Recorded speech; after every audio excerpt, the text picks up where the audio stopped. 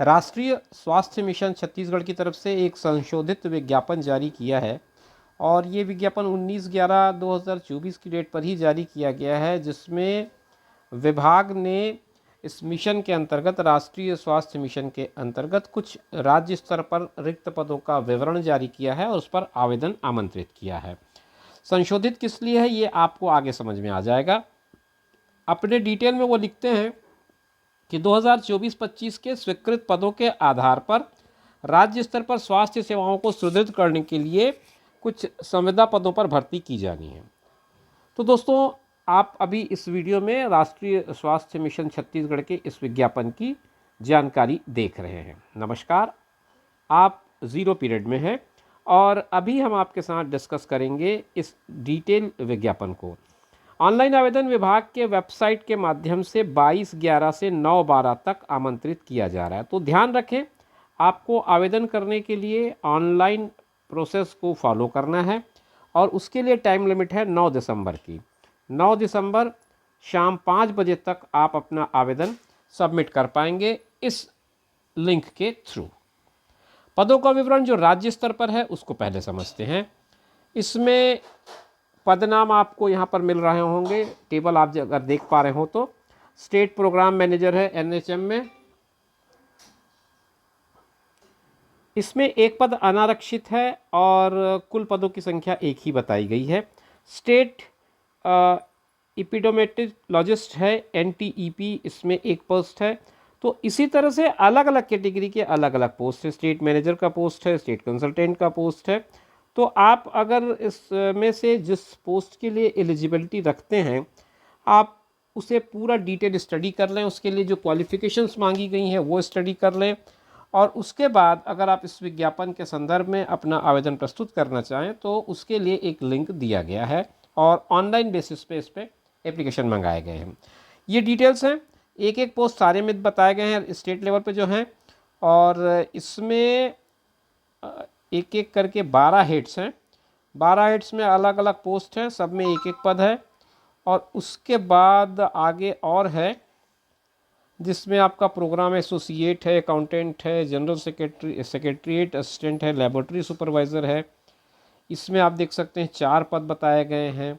तो कुल मिलाकर के 41 वैकेंसीज इसमें बताई गई हैं। कैटेगरी अलग अलग है और 20-21 कैटेगरी, इसलिए मैं अलग अलग पढ़ के आपको नहीं बता रहा हूँ। आप खुद डिस्क्रिप्शन बॉक्स में जो लिंक मैं दे रहा हूँ उस लिंक में आपको वो जानकारी मिल जाएगी जिससे आप इस पीडीएफ को डाउनलोड कर पाएंगे और उसके माध्यम से आपको पूरी जानकारी विस्तार पूर्वक मिल जाएगी।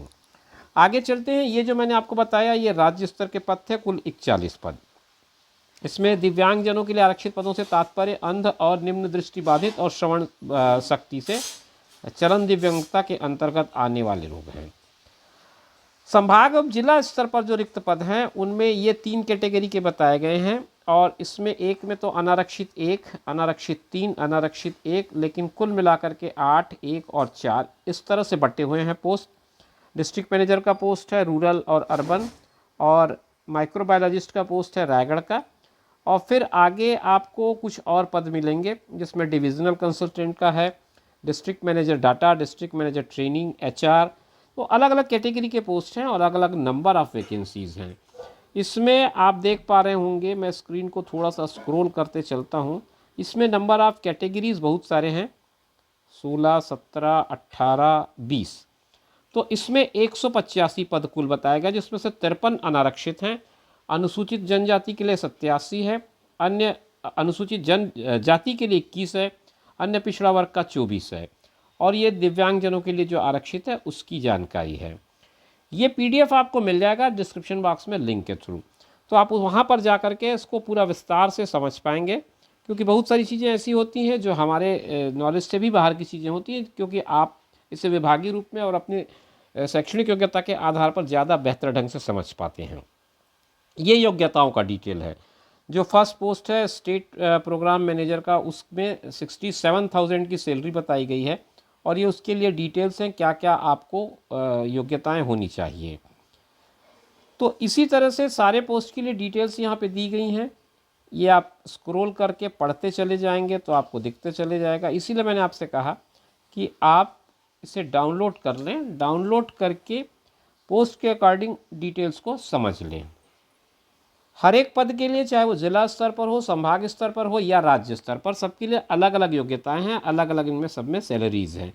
तो आप जब इसे अपने हिसाब से पढ़ पाएंगे तो आपको समझ में ज़्यादा बेहतर ढंग से आएगा। आप आइए समझ लेते हैं कि इसमें आवेदन पत्र के संबंध में जो दिशा निर्देश है वो क्या क्या है। तो एक तो आपको डेट लाइन बता दूं मैं, 22/11 से लेकर के 9/12 के बीच आपको भरना है इस विभागीय वेबसाइट के माध्यम से। ये जो आवेदन पत्र हैं, आवेदन पत्र ऑनलाइन माध्यम में प्रपत्र के साथ आवश्यक दस्तावेजों की स्वप्रमाणित छाया प्रति संलग्न कर बंद लिफाफे में केवल पंजीकृत डाक, स्पीड पोस्ट और कुरियर के माध्यम से, देखिए थोड़ा सा विरोधाभास है इस पैराग्राफ में। एक तरफ तो लिखते हैं कि वो माध्यम से ऑनलाइन आवेदन आमंत्रित किया जा रहा है, दूसरी ओर लिख रहे हैं पंजीकृत डाक / स्पीड पोस्ट कुरियर के माध्यम से। तो अगर ये ऑनलाइन माध्यम से भेजा जाना है तो उसका लिंक होना चाहिए। 22 तारीख की डेट पे ये स्पष्ट हो पाएगा, क्योंकि अभी तो ये लिंक मुझे नहीं दिखा है विभाग के वेबसाइट पर।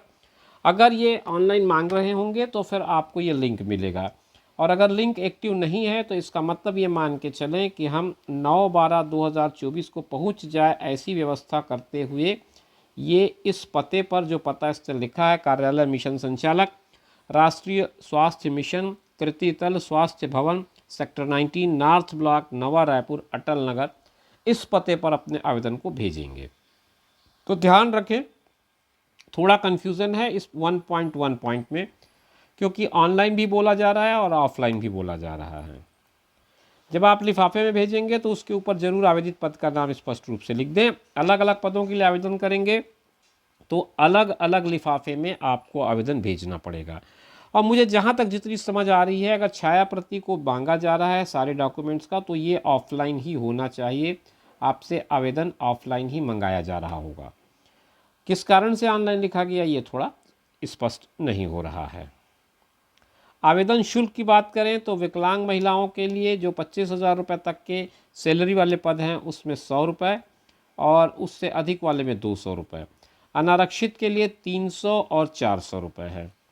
और ये शुल्क ऑनलाइन माध्यम से देना पड़ेगा, जिसका रेफरेंस नंबर का उल्लेख करने पर ही आवेदन मान्य होगा। आप कैसे इसको ऑनलाइन पेमेंट करेंगे उसका भी एक सिस्टम होगा जो आपको फॉलो करना पड़ेगा। आवेदक एक से अधिक पदों के लिए आवेदन कर सकते हैं, परंतु आवेदन अलग अलग भेजना पड़ेगा। शुल्क का भुगतान करने के लिए आपको क्या करना है, पोर्टल में दिए गए फ़ी पेमेंट लिंक में जाना है, क्लिक करना है, शुल्क का भुगतान करना है, एप्लीकेशन फ़ीस सेक्शन में भर करके फाइनल सेव एप्लीकेशन पे क्लिक करें, और ऑनलाइन पोर्टल पर ये पूरी जानकारी उपलब्ध है। फाइनल सेव एप्लीकेशन करने के बाद आवेदन पत्र डाउनलोड कर अभ्यर्थी स्वयं का हस्ताक्षर करेंगे, और उक्त हस्ताक्षरित आवेदन पत्र को स्कैन कर PDF अपलोड कर फाइनल सबमिट पर क्लिक करेंगे। ये प्रोसेस आपको थोड़ा जब ऑनलाइन जाएंगे तभी समझ में आ पाएगा। अभी मैं कितना भी आपको बताऊं, लेकिन ये चीज़ें समझनी थोड़ी सी मुश्किल है।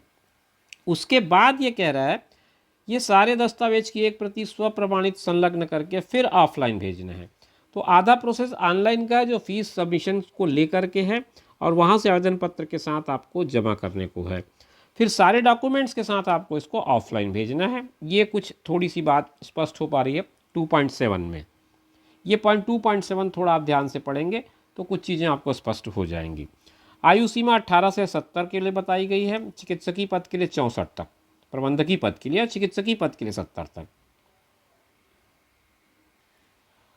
छटनी की जो प्रक्रिया, भर्ती की जो प्रक्रिया है, उसमें पहले दावा आपत्ति मंगा करके पात्र अभ्यर्थी की पात्र की सूची बनाई जाएगी एलिजिबल की, और उसे इस वेबसाइट पे अपलोड कर दिया जाएगा। इसका आप अवलोकन करते रहें। लिखित परीक्षा या कौशल परीक्षा या साक्षात्कार की प्रावीण्य सूची का अनुपात इस तरह से होगा: 1 से 10 के लिए कुल विज्ञापित रिक्त पदों का 10 गुना, 11 से 50 का 5 गुना, 50 से ज़्यादा हो तो 3 गुना। ये पदों की संख्या है, उसके आधार पर आपको अनुपातिक रूप में बुलाया जाएगा। लिखित परीक्षा, कौशल परीक्षा, साक्षात्कार के समय ये मूल प्रति और स्वप्रमाणित प्रति का एक सेट लेकर के आपको जाना है। क्या क्या ले जाने उसकी एक पूरी लंबी लिस्ट है। 10वीं की मार्कशीट है, स्नातक की मार्कशीट है, डिग्री की मार्कशीट है, अगर किसी काउंसिल का पंजीयन मांगा गया तो उसकी मार्कशीट है, रोजगार कार्यालय का पंजीयन, मूल निवास प्रमाण पत्र, जाति प्रमाण पत्र, पहचान के लिए आपको आधार कार्ड या वोटर आईडी ले जाना है, अनुभव प्रमाण पत्र, और यदि आप किसी विभाग से संबंध रखते हैं तो अनापत्ति प्रमाण पत्र। दोस्तों इस पीडीएफ में और भी बहुत सारी जानकारियां हैं जो आपके काम की हो सकती हैं, तो मैं आपको सलाह दूंगा कि आप इस वेबसाइट पे एक बार जा कर के पूरी डिटेल स्टडी कर लें। और आपको पीडीएफ तो मैं लिंक के माध्यम से अवेलेबल करा देता हूं, मगर एक बार इस वेबसाइट पे जा कर के 22 तारीख को, स्पेशली अभी नहीं 22 तारीख को आप जा कर के उस लिंक को देख लें, एक बार चेक कर लें आपका फ़ीस कैसे पटाना है और वहाँ से कैसे आवेदन पत्र को डाउनलोड करना है। ये सारी चीज़ें समझने के बाद ही आप अपने आवेदन के प्रक्रिया को आगे बढ़ाएंगे। तो दोस्तों शुभकामनाओं के साथ इस वीडियो को यहीं पर विराम दे रहा हूँ। आगे आपसे फिर मुलाकात करेंगे नए वीडियो में नई जानकारी के साथ। तब तक के लिए दीजिए इजाज़त। नमस्कार।